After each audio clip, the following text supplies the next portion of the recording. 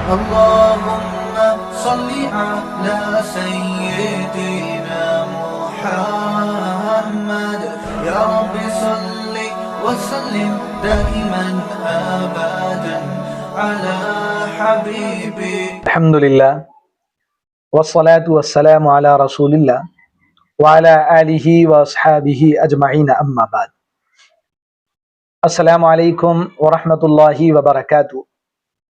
جی ہاں معزز سامعین و ناظرین، یہاں پر جو ہے عوام الناس کی جانب سے نماز سے متعلق دریافت کیے گئے چند مسائل میرے پاس لکھے ہوئے موجود ہے.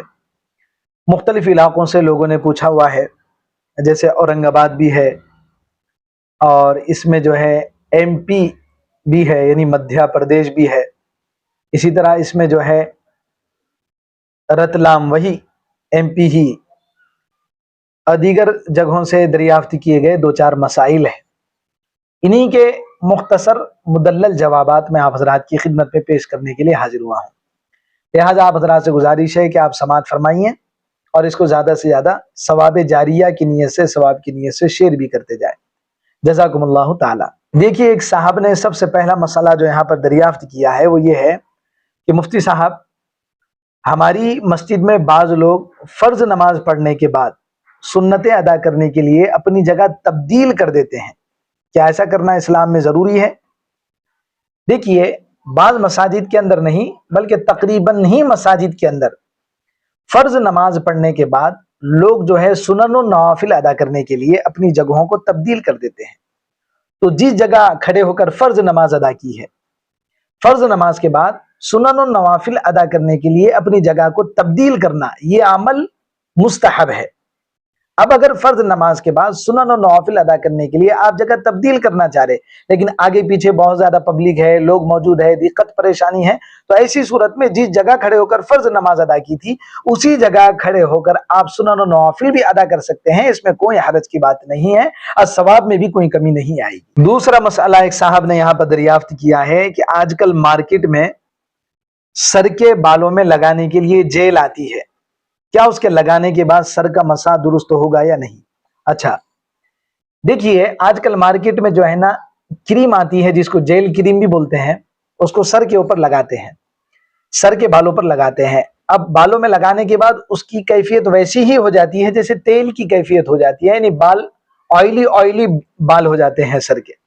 تو یہ جو کریم وغیرہ ہوتی ہے یہ بالوں کے ظاہری حصے تک پانی کے پہنچنے میں مانع اور رکاوٹ نہیں ہوتے ہیں. لہٰذا ایسی صورت میں وہ جیل وغیرہ لگانے کے بعد، کریم لگانے کے بعد سر پر اگر کوئی مسح کرے، نماز کے لیے وضو کرتے وقت سر پر مسح کرے تو مسح بالکل جو ہے درست ہو جائے گا، اس میں کوئی حرج کی بات نہیں ہے.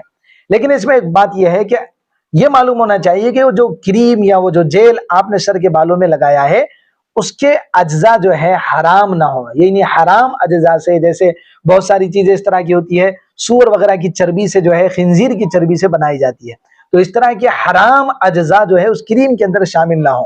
لہٰذا اگر اس طرح کے حرام اجزاء اس کریم کے اندر شامل ہو گئے تو ایسی صورت میں جو ہے وہ لگانا ہی ناجائز ہے. تو ظاہر سی بات ہے وہ لگانے کے بعد جو ہے مسح ہوگا یا نہیں ہوگا یہ تو اور بات رہی، وہ لگانا ہی جائز نہیں ہوگا. ایک صاحب نے مسئلہ، بلکہ ایک حافظ صاحب نے مسئلہ دریافت کیا ہے کہ مفتی صاحب، میں اپنے علاقے کی ایک مسجد میں امامت کرتا ہوں اور جمعہ کے خطبے کے دوران میں عصا نہیں پکڑتا ہوں، لکڑی نہیں پکڑتا ہوں. لہٰذا جب میں جمعہ کا خطبہ دیتا ہوں اور عصا ہاتھ میں نہیں لیتا ہوں تو مسجد کے کچھ متولی حضرات مجھ سے ناراض ہو جاتے ہیں اور ملامت کرتے ہیں. کیا جمعہ کا خطبہ دیتے وقت لکڑی ہاتھ میں یعنی عصا ہاتھ میں لینا ضروری ہے؟ اس کے بارے میں وضاحت فرمائیے.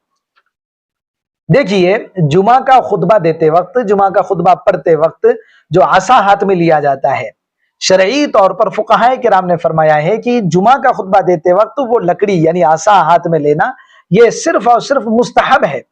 لہٰذا اگر کوئی جمعہ کا خطبہ دینے کے دوران وہ عصا ہاتھ میں نہ پکڑے تو اس کو برا سمجھنا یا اس کو ملامت کرنا یا وہ عصا ہاتھ میں پکڑنے کو ضروری سمجھنا یہ بالکل ناجائز ہے. یا اسی طرح اگر کسی مسجد کے امام صاحب، جیسے یہی مسئلہ دریافت کیا گیا، اگر کسی مسجد کے امام صاحب وہ عصا ہاتھ میں لے کر خطبہ نہیں دیتے ہیں بلکہ بغیر عصا کے خطبہ دیتے ہیں تو مسجد کے امام صاحب کو ملامت کرنا یا انہیں برا بھلا کہنا یہ بالکل بھی جائز نہیں ہے.